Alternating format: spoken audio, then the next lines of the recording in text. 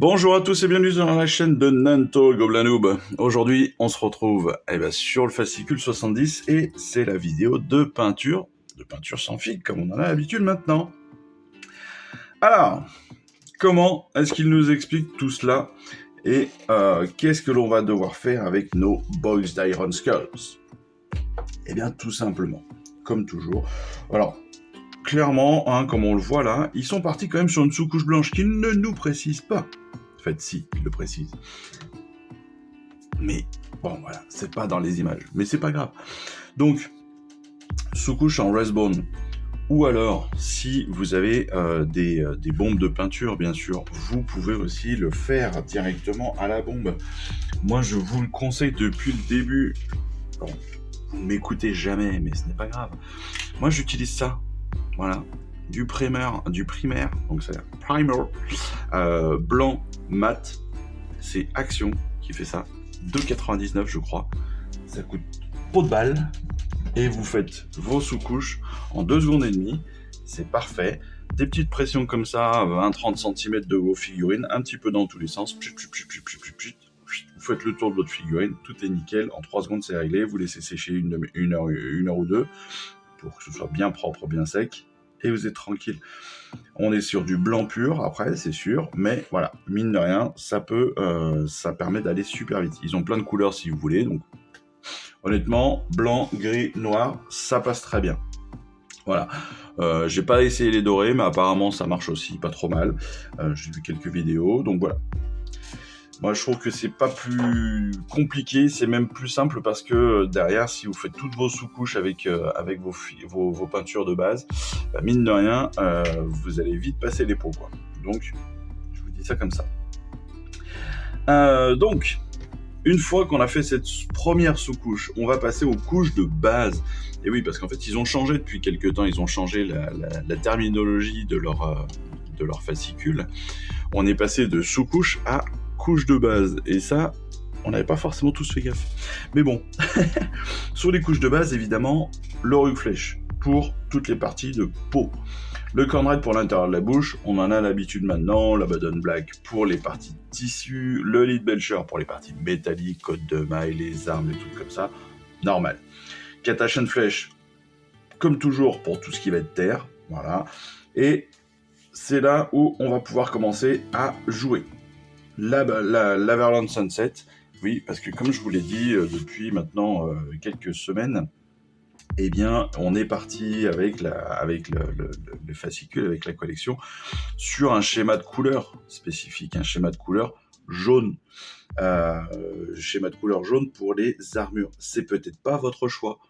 Donc encore une fois, si vous avez choisi de partir sur autre chose, n'hésitez pas, faites-vous plaisir. Vous avez aujourd'hui assez de peinture, assez de technique pour vous faire plaisir. Donc n'hésitez pas à changer, même si voilà, vous pouvez tout à fait rester sur ce référentiel-là, mais il n'est pas obligatoire. Donc eux, ils repassent aussi, vous voyez, la cape en noir, les épaulières, enfin... Tout est, entre guillemets, fait pour être dans leur schéma à eux, bien évidemment. Mais prenez cette référence-là et adaptez-la à vos couleurs. Comme vous le souhaitez, vous verrez, vous allez pouvoir vous faire super plaisir. Une fois qu'on a fait toutes ces couleurs de base, on va repasser, bien évidemment, quelques petits détails sur une autre couche de Resbone, c'est-à-dire qu'on va reprendre les dents, on va reprendre toutes les parties squelettiques, les crânes, les trucs comme ça qui traînent à droite à gauche. On va pouvoir aussi revenir sur les lanières de cuir là qui sont sur les armes. On va peut-être aussi remettre un peu de Katachan sur certaines parties cuirées pures et dures au niveau de notre figurine. De la même façon, au niveau de la fourrure, peut-être qu'on va la faire qu'en Katachan Flèche, ou qu'on va pouvoir justement jouer avec. Si on a d'autres marrons, n'hésitez pas, vous allez pouvoir tenter des trucs, des couleurs peut-être un peu plus claires, un peu plus sombres, un peu plus ocre, un peu moins, un peu... voilà. Faites-vous plaisir, vraiment. Le Downstone, on le sait, couleur de base pour la pierre, nickel, c'est parfait. Une fois qu'on a fait ça, on passe aux yeux. Les yeux, on nous propose de les faire en Mephiston, parce qu'on est sur un rouge bien pétant, bien saignant, et honnêtement, ça marche très très très bien avec les orques. Une fois ces couches de base bien sèches, comme d'habitude, on passe au shade. Sur les shades et sur les ombrages, donc, le null oil, comme on en a l'habitude, sur la terre, sur tout ce qui va être aussi métallique, bien évidemment. Là, on nous fait reprendre juste en agrax les parties cuirées, en fait, des lanières sur les manches, mais aussi sur les pierres au niveau des pieds. On peut repasser aussi au niveau des yeux. Voilà, ça, c'est un autre... ça dépend si on veut des yeux vraiment ultra flippants, pétants, ou légèrement plus sombres avec cette lueur rougeâtre dans le fond de l'œil qui fait peur. La Tonian Camo Shade pour ombrer la peau, bien évidemment, le Reikland sur le jaune de notre armure et le Skeleton Horde sur toutes les parties de crâne qui traînent, donc encore une fois aux ceintures et à droite à gauche de nos figurines. Et puis sur les dents, voilà, des choses comme ça. Les réaux. Les réaux, encore une fois, partie hyper importante maintenant de notre peinture.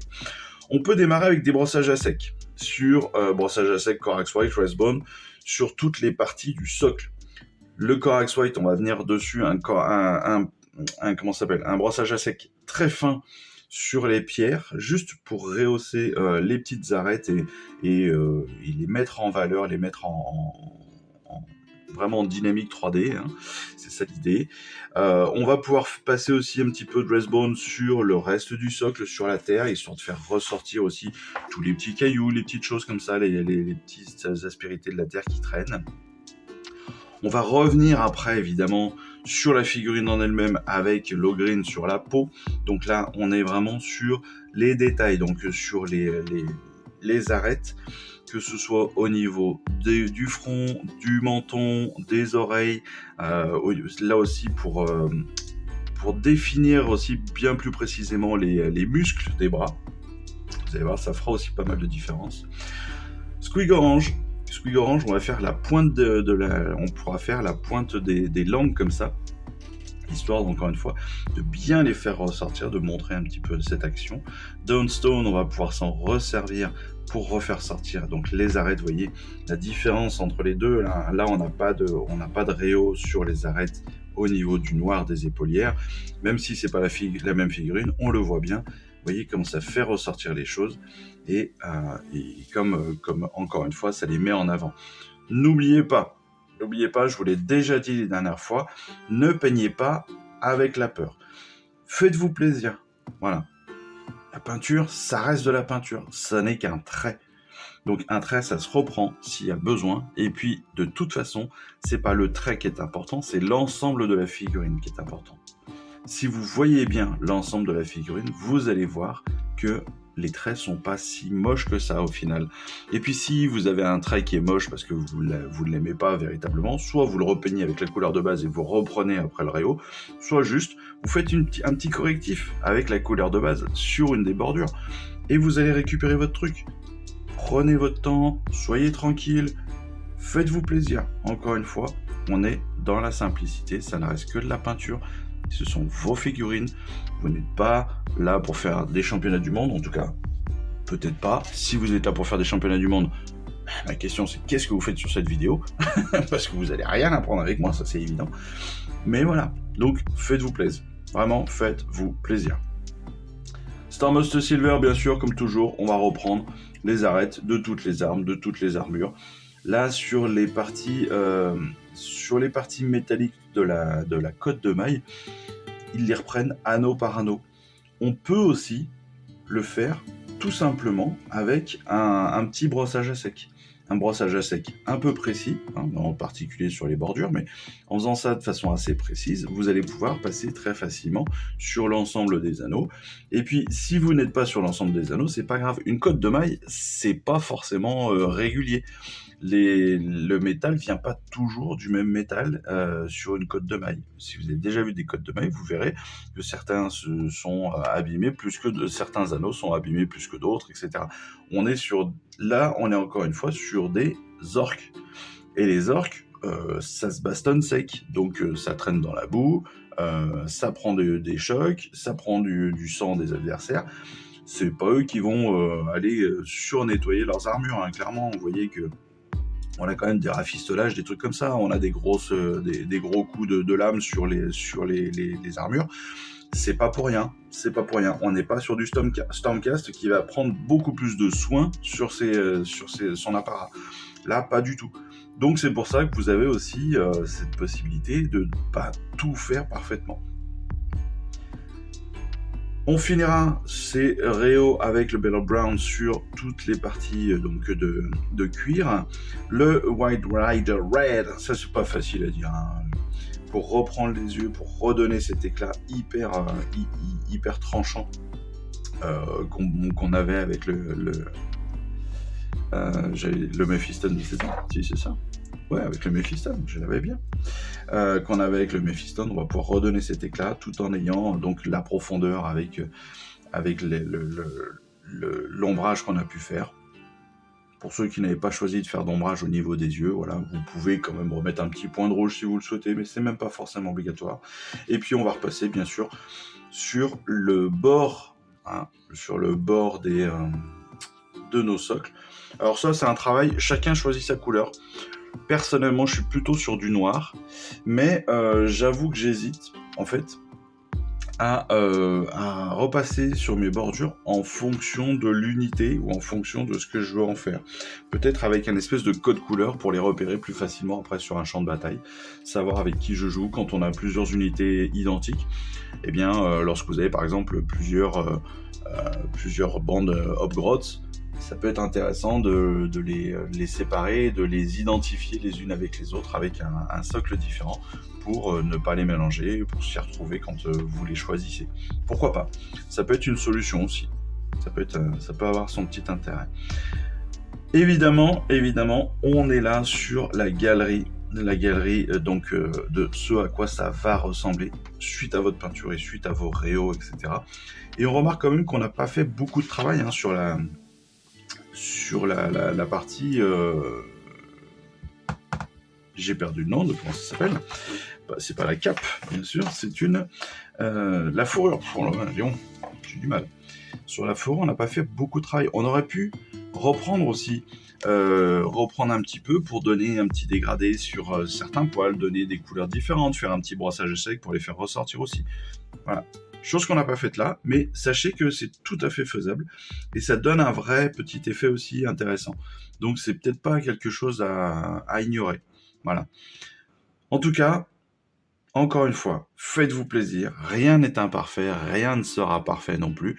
Si vous avez envie, allez au-delà de ce que l'on vous propose ici. Faites-vous plaisir, essayez, tentez, recommencez, refaites. Ce n'est pas grave. Voilà. L'idée, c'est encore une fois de se faire plaisir. En tout cas, j'espère que cette vidéo vous aura plu. On se retrouve très rapidement dans la prochaine vidéo qui va être la vidéo de règles avec, bien comme on l'a vu, la charte d'unité, le nouveau plan de bataille, etc. Donc on se retrouve très rapidement pour cette vidéo. En attendant, moi je vous remercie toujours de me suivre dans cette aventure et de jouer avec moi avec cette collection. Et puis, dans tous les cas, on se retrouve très vite pour une prochaine vidéo et notre prochain fascicule dès la semaine prochaine. Voilà, écoutez, je vous embrasse et puis je vous dis à très vite. Ciao, bye bye. Je vous remercie d'avoir suivi cette vidéo. Si ça vous a plu, eh bien abonnez-vous, lâchez un petit like et un commentaire et suivez-moi sur Instagram où je poste régulièrement des photos de mes dernières réalisations et dernières peintures. Et puis comme il est maintenant de tradition sur la chaîne, je vous souhaite une excellente fin de journée et surtout, lisez bien, collectionnez bien, assemblez bien, peignez bien et jouez bien. Allez, je vous embrasse et puis je vous dis à très vite. Allez, ciao, bye bye.